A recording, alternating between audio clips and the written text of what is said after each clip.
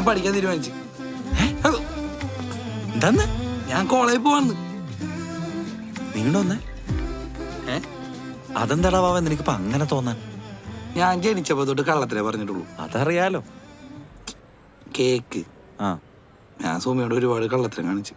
ഇപ്പോ എന്റെയൊക്കെ ലൈഫ് വെച്ചിട്ട് സുമിയുടെ ലൈഫ് ചിന്തിക്കുമ്പോണ്ടല്ലോ, ഓ എന്ത് പ്രശ്നമാണെന്നറിയോ അവരുടെ ലൈഫിൽ. എനിക്കൊന്നും ഒരു പ്രശ്നമില്ല കേട്ടാ. പ്രശ്നമുണ്ടാ? ഒരു പ്രശ്നവും ഇല്ല.